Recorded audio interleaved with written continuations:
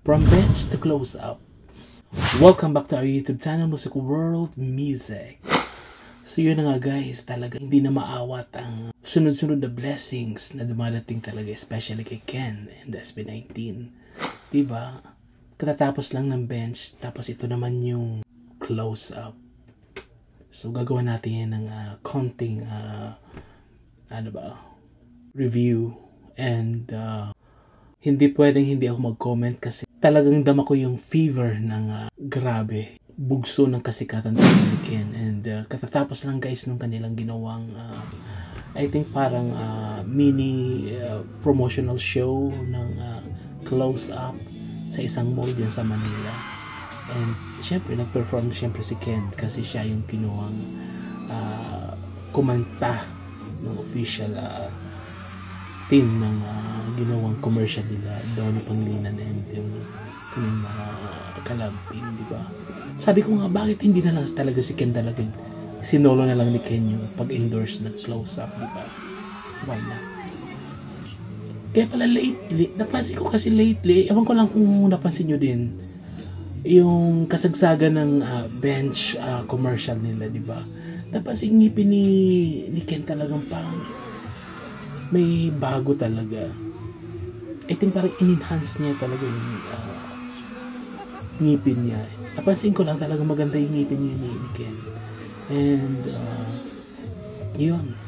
Sabi ko nga bakit hindi na lang talaga siya yung kumbaga sinolo na lang yung buong commercial ng close-up toothpaste. So, ay naalala ko niyan guys nung kapanahonan namin nung 90s.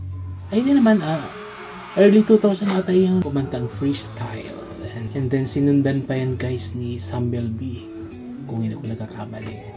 So ngayon naman, itong panahong ito ngayon, si Ken nakuha nilang kumanta ng official song na ginamit sa commercial na ginawa nila Donnie Pangilinan. Kasi way back nung uso pa yung mga physical album, pag may mga ganyan silang bagong endorsement, pag may mga nilalabas silang bagong ads like commercial, ginagawa nila yan guys ng mini album. Kaya nung kinantayan ni Sam and Freestyle, ginawa niya ng album ng close up. I think parang mayroon ako niyan guys kung kailan, pag nahanap ko guys, pakita ko dito, gawa natin ng video. Ganun kagaling guys ang close up talaga pag may mga bago silang endorsement, bago silang ads, ginagawa talaga yun kung ano mga pakulo. And since sikat nung mga CD, ang mga physical formats before sa music, ginagawa nila yan ng mga albums, mini album. Kaya nagkataon lang ngayon guys na hindi na uso sa millennial and Gen Z.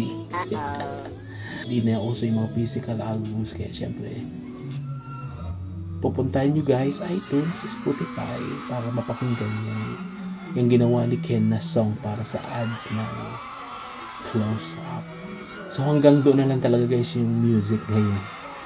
Kung hindi YouTube, pupuntahan mo guys yung iTunes and Spotify. So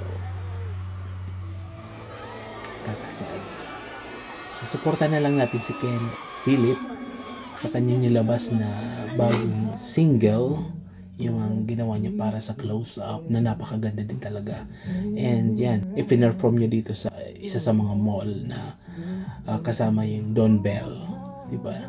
Promote sila. And pinakabagong endorsers nga sila, Donnie Pangilinan. So I hope naman next time suluhin na lang ni Ken yung parang nung panahon ni Samuel B, diba? Siya talaga yung gumawa ng commercial plus yung music pa. So ewan ko naalala nyo pa yun guys. I-search nyo dito sa YouTube, definitely makikita nyo. Pati yung sa Freestyle before. Sabi ko nga mayroon ako natatagong CD, diba? So tutuwa lang talaga ako guys sa nangyayari ngayon kay Ken at sa SB19. And ang daming kaabang-abang. So and yung nga pala, katatapos lang diba yung mga ganap ni Ken sa Japan. Wow, diba? I think busy din talaga dito sa YouTube guys yung mga taga Warner Music. Kasi naririnig nila guys yung mga hinaing na mga fans ni Ken, ni Philip, diba? Kasi dati pa sila record company ni Ken and yung team mismo ni Ken. Yung ganun yung gagawing strategy sa kanyang career.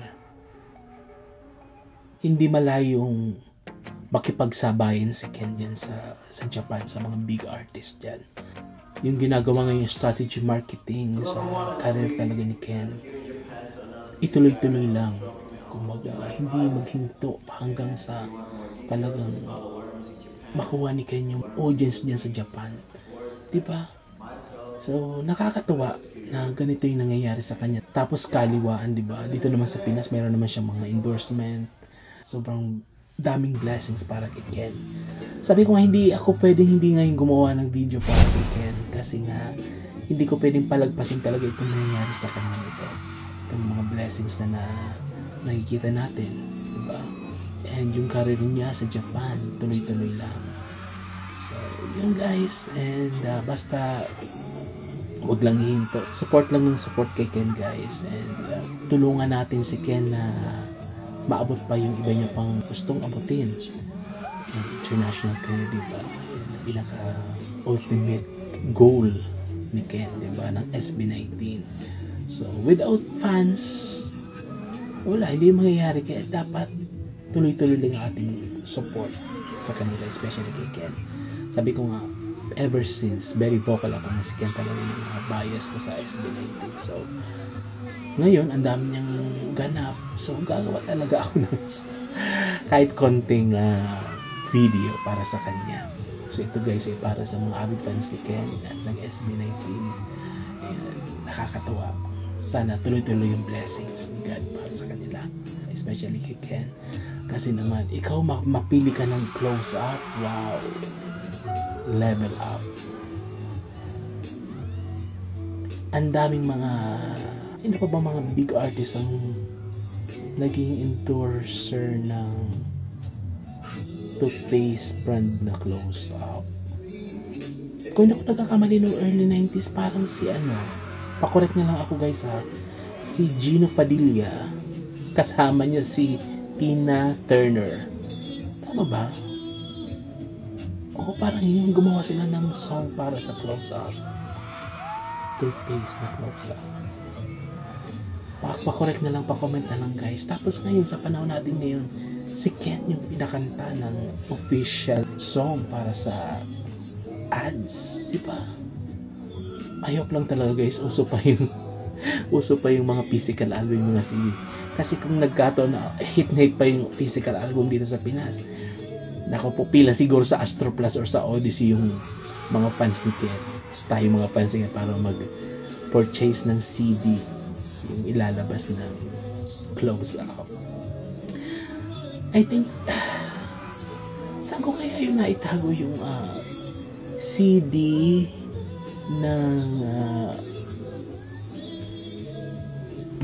ng freestyle? Baka nasa isang music room ko. Hanapin ko guys. Pag nahanap ko guys, pakita ko dito guys para maniwala kayo na ginawan talaga sila ng album. And pati si Sam Melby, nasa album din yung ginamit yung song para sa close-up. And siya din yung endorser talaga mismo ng close-up, si Sam Melby. Kaya nanghihinayang nga ako guys na hindi si Ken na lang talaga yung nag-endorse ng close-up. Siyempre, alam mo naman mga kabataan ngayon, gusto talaga yung love team. Pero kung pagbabasihan sa sikat naman sobrang sikat ni Ken at ang SB19, bakit hindi na lang si Ken talaga yung sinolo na lang sana ni Ken yung buong commercial ng close-up. Diba? And sobrang successful yung mall tour ng close-up. Dagsa yung mga 18. And wow. Kulang na lang magsigawan yung mga fans na sana si Ken na lang. Uy, wag magagalit yung mga avid fans ng ng Don Bell.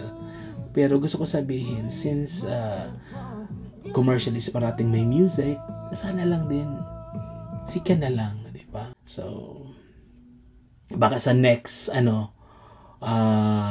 commercial, siya na talaga mismo yung gaganap doon sa commercial. So wish natin yan guys. Isama natin sa prayer na kahit ibang guys, kahit ibang mga brands and kasi malaking bagay yan guys sa isang artist na parati ka makikita sa commercial, sa ganito. Kasi dagdag pa rin yan guys sa although hindi naman kailangan na ng popularity ng SB19 ni Ken. At syempre every endorsement na gagawin mo, million dyan ang hindi lang 100,000 dyan ang pinag-uusapan guys, million ang contract dyan. Ewan ko na lang kung magkano yung offer kay Ken para gawin yung song. And hindi ko pa sure kung talaga siya yung nagsulat ng song. Pa-correct na lang guys. And kasi ang alam ko dyan guys, bago ka mag-endorse ng isang brand, talagang may permahan talaga yan. And mababa na dyan ang million talaga. Panag-sign ka ng contract sa isang big company. Kasi isa yun sa malalaking bukod sa Colgate, talagang nagbibigkas ako ng mga close up silang dalawa, di ba? Tapos ang napiling kumanta ng wow, from SB19, yung ating bias pa, kaya sobra akong natutuwa. And sabi ko hindi pwedeng hindi gumawa ng kahit konting video ngayon. So ito ay para sa ating manok kay Ken. Congratulations Ken, and tuloy-tuloy lang yan. Blessing na yan, and ipipray natin yan. So yun lang guys, pasensya na guys kung medyo madala ng ating video, pero don't worry. Kasi itong YouTube channel na ito guys, bukod sa aking mga collection, nakafocus din yan sa SB19 at sa ating bias sa Ken. So abang-abang lang guys sa ating mga ipopost dito sa ating YouTube channel.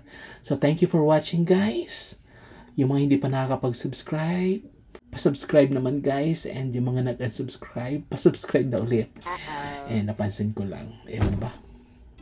So, gusto siguro nila from time to time talaga gagawa ako ng video. Nagkakataon talaga sa sobrang busy ko. Basta guys, hindi pwedeng walang SB19 dito sa ating YouTube channel at si Ken. Yan ang masasabi ko guys. And abang-abang pa rin tayo guys sa mga upcoming events, especially sa upcoming album ng SB19. Naglabas na sila ng teaser doon sa ginawa nilang upcoming album. So abang-abang tayo guys, and gagawin natin yan ng video dito sa ating YouTube channel. So again guys, thank you for watching. Always be kind. Bless us guys. Go Ken! Congratulations!